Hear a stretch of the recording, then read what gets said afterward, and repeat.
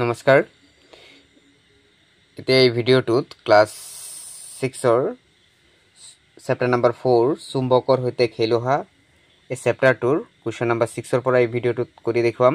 আগতেও আৰু এটা ভিডিঅ' বনাইছিলোঁ য'ত কুৱেশ্যন নম্বৰ 5 লৈকে কুৱেশ্যন আনসাৰসমূহ কৰি দিয়া হৈছে গতিকে সেই ভিডিঅ'টো চাইহে এই ভিডিঅ'টোলৈ আহিবা কুৱেশ্যন নম্বৰ 6ত কি কৈছে চোৱা দণ্ড চুম্বক এডাল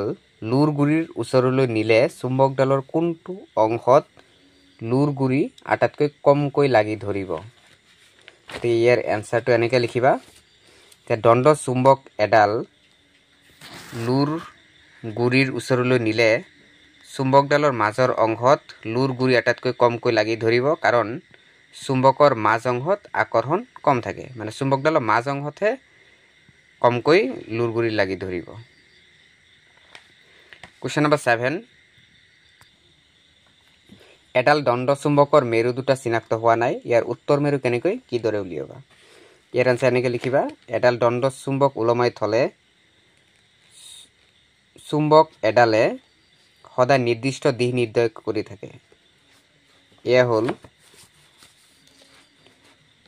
উত্তৰ দক্ষিণ দিশ উত্তৰ দিশ নিৰ্দেশ কৰা মূৰটো হ'ল চুম্বকৰ উত্তৰ মেৰু এনেকৈ লিখিবা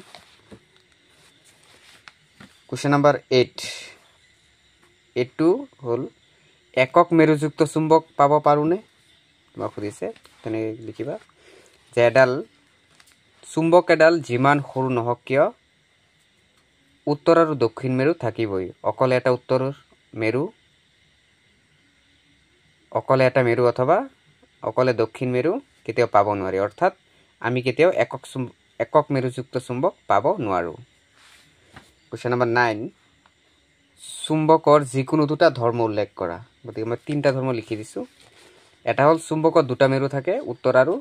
দক্ষিণ মেৰু আছে বুলি লিখিবা আনটো লিখিবা চুম্বকৰ আকৰ্ষণীয় গুণ আছে আৰু এটা হ'ল চুম্বকৰ সহায়ত দিশ নিৰ্ণয় কৰিব পাৰোঁ তোমালোকে যিটো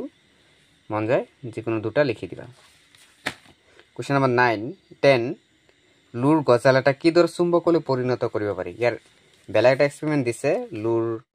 বেজি লৈ দিছিল বেলেগ এটা এক্সাম্পল মই ইয়াত গজাল লৈ এক্সাম্পলটো লিখি মিলাই কৰি দিছোঁ 10 নম্বৰ কি লিখিবা এটা লুৰ গজাল এডাল দণ্ড চুম্বক আৰু লুৰ গুৰি লোৱা হ'ল এতিয়া লুৰ গুৰিটোক এটা মূৰৰ চুম্বক এডালেৰে 30-40 বাৰ মান ঘঁহা হ'ল তাৰপিছত লুৰ গুৰি গজালটোৰ ওচৰলৈ নিলে দেখা যায় যে লুৰ গুৰিক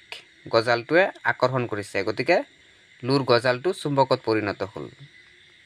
গতিকে এই ভিডিঅ'টোত কুৱেশ্যন নম্বৰ 10 লৈকে আলোচনা কৰিলোঁ পিছৰ ভিডিঅ'টোত বাকীখিনি ডিছকাছ কৰিম ধন্যবাদ থাকিল